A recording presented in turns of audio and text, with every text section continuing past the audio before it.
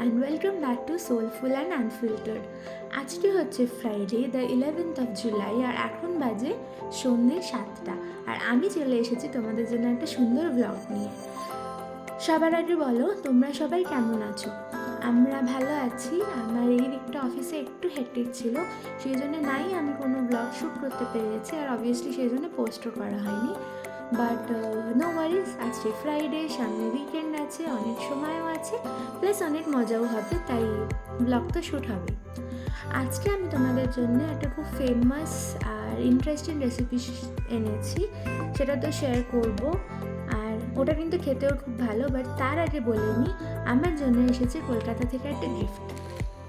এই যে এটা কে পাঠিয়েছে? আমার ভাই পাঠিয়েছে। আমি যেমনটা তোমাদের আগে একটা ব্লগে বলেছিলাম, আমার একটা টুইন ভাই আছে, ও কলকাতাতেই থাকে, হি ইজ আ জার্নালিস্ট। ও আমার এটা পাঠিয়েছে, বাট ও আমার কিন্তু এটা বলেনি যে এর মধ্যে কী আছে। তো সেটা আমি সেটা এখন তো দেখবই। প্লাস আরেকটা কথা বলেনি, এটা কিন্তু কোনো ওকেশনে না, ও এমনি আমার গিফটটা দিয়েছে। ও ইটস আ সারপ্রাইজ। আজকেই আমি পার্সেলটা রিসিভ করেছি। আর আমি এটা এতক্ষণ আনপ্যাক এই জন্য করিনি, বিকজ আমি ভাবলাম তোমাদের সামনে এটাকে আনপ্যাক করবো। But I am very excited to see কি ভেতরে কী আছে। তো চলো এটাকে খুলি আর দেখি এর মধ্যে কী আছে।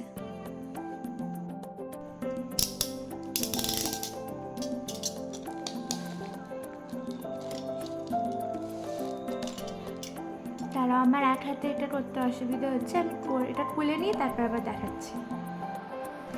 এই দেখো, এটাই হচ্ছে আমার গিফট, যেটা কিনা আমার ভাই পাঠিয়েছে। আমি তো এটা দেখে বুঝেই গেছি এর মধ্যে কী আছে, অবভিয়াসলি তোমরাও এতক্ষণে বুঝেই গেছো। চলো ফটাফট খুলি আর তারপর দেখি আসলে জিনিসটা কেমন। খুলে নিয়েছি বাক্স। এটা হচ্ছে একটা ট্রাইপড স্ট্যান্ড। আমি খুললাম। এখানে এটা তো তোমরা অনেকেই জানো কীভাবে কী ইউজ হয়। এর ওপরে আবার একটা লাইট আছে, যেটার আবার দুটো ইন্টেন্সিটি আছে, এটা একটা আর এটা একটা, বেশ ভালো। আর এখানে তো ফোন রাখার, এটা ব্লুটুথ তোমার কন্ট্রোলড। এখানে রিমোট আছে যেটা ডিট্যাচেবল, আর নিচে এরম এটা খোলা যায়, সে তোমার ট্রাইপডের মতো। সেটাই হচ্ছে আমার tripod stand, first tripod stand. Thank you ভাই for such a lovely and thoughtful gift. আমি বেশ কিছুদিন ধরেই ভাবছিলাম একটা ট্রাইপড স্ট্যান্ড নেব। এই হাতে ধরে সবসময় ভিডিও করা বা স্পেশালি যখন কুকিং ভিডিও শেয়ার করি, তখন এক হাতে ক্যামেরা ধরে অন্য হাতে নাড়াটা ভীষণ ডিফিকাল্ট হয়। তো ট্রাইপড স্ট্যান্ড হলে ভালো হতো।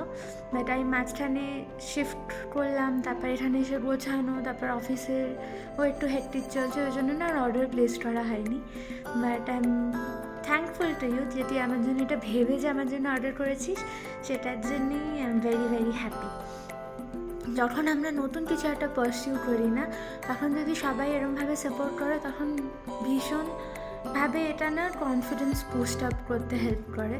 আমার পুরো family, there has been time যখন আমার খুব লো ফিল হয়, মনে হয় যে আমি ঠিক করছি কিনা, বাট আমার ফ্যামিলি সবাই আমায় এত সাপোর্ট করে, ওরা আমায় এত ভালো করে বোঝায়। So it really helps me a lot and I am very very thankful and grateful যে আমি এই সাপোর্টটা পাই, কারণ সবাই এই সাপোর্টটা কিন্তু পায় না। বাট যাই হোক, এনাফ অফ টকিং। এখন চলো যে রেসিপিটা বলেছিলাম শেয়ার করবো সেটা দেখাই, আর তার সাথে এই নতুন ট্রাইপড স্ট্যান্ডটারও উদ্বোধন করি। চলো। তো আমি আজকে তোমাদের সাথে শেয়ার করতে চলেছি weekend special chicken yakhni pulao recipe. ইউটিউবে ফারাহ খানের যে নিজের চ্যানেলের পেজটা আছে না, সেখানে এই নামের রেসিপিটা আপলোডেড আছে। আর আমি দেখছিলাম প্রচুর লোকে কমেন্ট করেছে যে রেসিপিটা খুব ভালো, ওরা ট্রাই করেছে, খেতে খুব ভালো হয়েছে, প্লাস ভিডিওটা রিচও ভালো, আর মোস্ট ইম্পর্টেন্টলি জিনিসটা বানাতেও মোটামুটি ইজি। তাই আমি ভালো আজকে এটা ট্রাই করি। তাহলে চলো কিচেনে গিয়ে রান্নাটা শুরু করা যাক, আর তার সাথে তোমাদের সাথেও শেয়ার করি। আর ইয়েস, লেটস গেট স্টার্টেড। এসে গেছি আমি কিচেনে। এখানে আমি নিয়ে নিয়েছি চিকেন, ওই ধরো 500 কি 600 গ্রাম আছে। আর এখানে আমি নিয়েছি দুটো আলু। আমি অ্যাকচুয়ালি দিদিকে বলেছিলাম মাঝখান থেকে কেটে দিতে, বাট দিদির হয়তো বুঝতে একটু অসুবিধা হয়েছে, ওই জন্য একটু ছোটোই পিস করে দিয়েছে, বাট ইটস ওকে, চলে যাবে। আর তার সাথে আমি নিয়েছি দুটো থিনলি স্লাইসড অনিয়ন। আমি এখানে নিয়ে নিয়েছি একটা নতুন কড়াই, আমায় অনেকেই বকেছে আমরা এত বেশি ননস্টিক ইউজ করতাম বলে, প্লাস ওই ননস্টিকের না ওই কালো যে কোটিংটা হয় ওটা একটু উঠেও এসেছিলো। তাই আমি অনেক বকুনি খেয়েছি, তাই এখন আমরা চেষ্টা করছি আস্তে আস্তে সব কিছু স্টিলে শিফট করার। তো এই আমি এখানে দিয়ে দিলাম ঘি 1 চামচও না, মনে হয় তোমার 3/4 চামচ মতো ঘি দিলাম। আর এটাকে আমি এবার একটু বলতে দেবো, তারপর আমি এর মধ্যে দিয়ে দেবো গোটা গরম মশলা।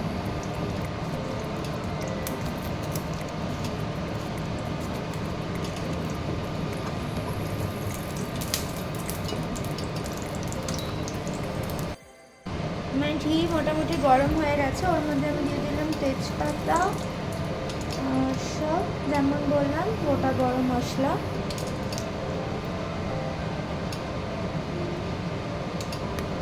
এলাচ, দ্যাটস ইট। এবার গরম মশলা থেকে একটা সুন্দর গন্ধ বেরোনো শুরু করবে, তারপর আমি এর মধ্যে দিয়ে দেবো আমার কাটা পেঁয়াজগুলো।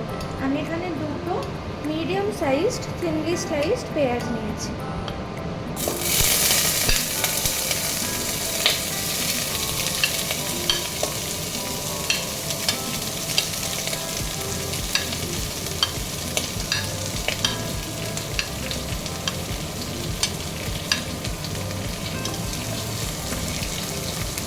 চলে গেল এর মধ্যে পেঁয়াজ।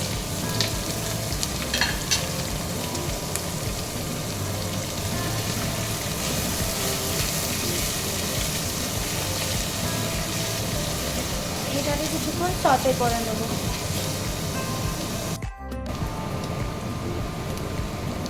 আমার পেঁয়াজটা হালকা ব্রাউনিশ হয়ে গেছে, আমি একটু টেম্পারেচারটা কমিয়ে এর মধ্যে দিয়ে দিলাম 3টে কাঁচা লঙ্কা ভাঙা অবস্থায়।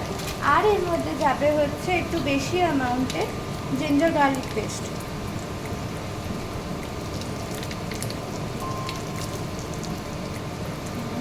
This should be enough. আর যেটা আমি দেবো সেটা হচ্ছে গরম মশলা গুঁড়ো। এইগুলো দিয়ে একটু ভালো করে নেড়ে নেব। নেড়ে নিয়ে আমি এর মধ্যে চিকেনের পিসগুলো দিয়ে দেবো। জিঞ্জার গার্লিক পেস্ট দেওয়ার সাথে সাথেই যেটা স্প্ল্যাটার করা শুরু করে না, ওটাকে আমার খুব ভয় লাগে। পুরো রান্নাঘর পুরো ছিটে যায়, বা থ্যাঙ্কফুলি আসে কিছু হয়নি।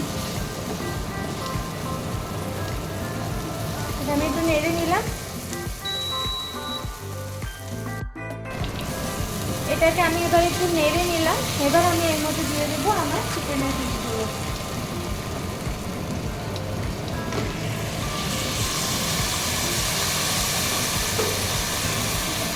চিকেনের পিসগুলো দিয়েও আমি ভালো করে নেড়ে নেব।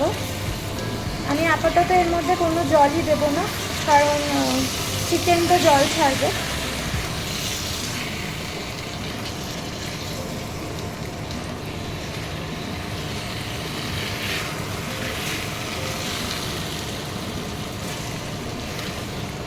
এবার এটা একটু ফ্রাই করে নেব। আমি এটা করে নিই, তারপর আবার তোমাদের দেখাচ্ছি। চিকেনটার মধ্যে আমার একটা ব্রাউনিশ টিন এসে গেছে। এবার আমি এর মধ্যে দিয়ে দেবো নুন enough for the whole pulao, শুধু চিকেনের জন্য না। আমি কিন্তু পরে আর কোনো নুন দেবো না। তো এই যে আমি দিয়ে দিলাম নুন। আবার এটাকে ভালো করে আমি নাড়বো। যেহেতু নুন দিয়ে দিলাম, এখন চিকেন থেকেও জল বেরোনো শুরু হবে, তাই আমি চিকেনটা ওই নিজের জলে কিছুক্ষণের জন্য সেদ্ধ হওয়ার জন্য ছেড়ে দেবো।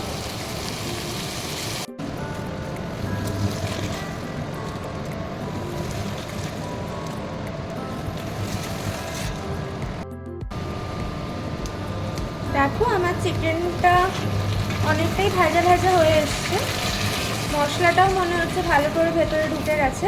এবার আমি শুরু করবো পার্ট 2। আমার যে কেটে রাখা আলুগুলো ছিল সেগুলো দিয়ে দেব।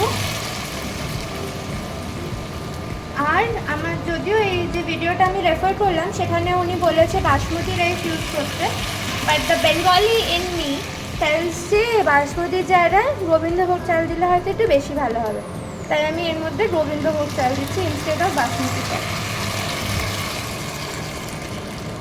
এটাকে আমি ভালো করে ধুয়ে রেখেছিলাম।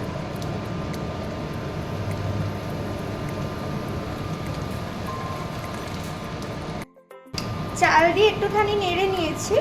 এবার আমি এর মধ্যে দিয়ে দেব সব থেকে ইম্পর্টেন্ট যে ইনগ্রেডিয়েন্টটা, সেটা হচ্ছে টক দই। ভিডিওতে বলা আছে যদি 1 কিলো চিকেন থাকে তাহলে মোটামুটি 500 গ্রামস মতো যাতে দই দেওয়া হয়। তা আমার এখানে যেহেতু ওই রাফলি 500 to 600 গ্রাম আছে, তো আমি এখানে 300 গ্রাম মতো দই একটু জল দিয়ে ফেটিয়ে নিয়েছি, কারণ এটাই একমাত্র মানে এরপর আর কোনো জল যাবে না পুরো রান্নাটাতে, পুরো রান্নাটাই কিন্তু এই দইয়ের জলেই হবে। তো সেই জন্য আমি একটুখানি ফেটিয়ে নিয়েছি জল দিয়ে। এবার এটাকে ভালো করে আবার নেড়ে দেবো, দিয়ে এবার একটু সেদ্ধ করতে বসিয়ে দেবো। ব্যাস, that's it, easy PG recipe. দেখো কেমনটা ক্রিমি দেখতে হয়ে গেল। এটা তো রান্না হলে অবভিয়াসলি শুকিয়ে যাবে, আর আমি হোপ যে খেতেও ভালো হবে। আলুগুলো তো সব দেওয়া হয়েই গেছে।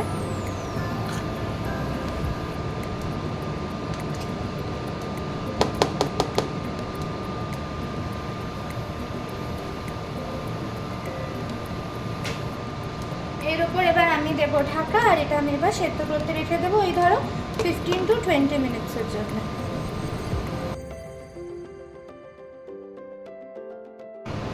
অনেক কষ্ট করে অ্যাট লাস্ট আমার ভাতটাও হয়েছে প্লাস আলুটাও সেদ্ধ হয়েছে।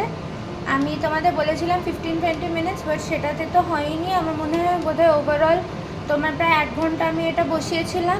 তাও আমার অল্প জলও দিতে হয়েছে, শুধু দইটা এনাফ ছিল না। ফারাহ খানের ভিডিওটাতে ওরা প্রেশার কুকার ইউজ করেছিল, আমি প্রেশার কুকার নর্মালি ইউজ করি না, আমি একটু ভয় পাই। বাট আমি জানি না ওই জন্য এই ডিফারেন্সটা হলো কি না, বাট আমার কিন্তু শুধু দইয়ে ইট ওয়াজ নট এনাফ। যাই হোক, আমি জল দিয়ে এখন এটা মোটামুটি ডান। আমি এখন এটা তাহলে রাখি, তারপর লাস্টে টেস্ট করে তোমাদের জানাচ্ছি কেমন হলো। অনেক কষ্ট করে চালটা আর আলুটা সেদ্ধ হলো, যেমনটা এর আগে বললাম।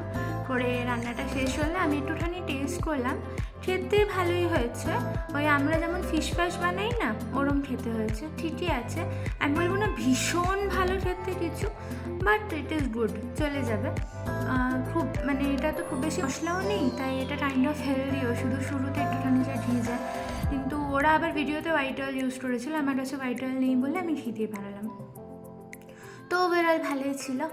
যাই হোক, এই নিয়েই আমাদের এবার ভিডিও শেষে এসে গেছি আমরা। ভাই, thank you once again for this lovely gift, আমার ভীষণ পছন্দ হয়েছে, থ্যাংক ইউ ভেরি মাচ। তো চলো তাহলে, টাটা, গুড নাইট, আবার পরের ব্লগে দেখা হবে। ততক্ষণের জন্য তোমরা সবাই খুব ভালো থেকো, বাই।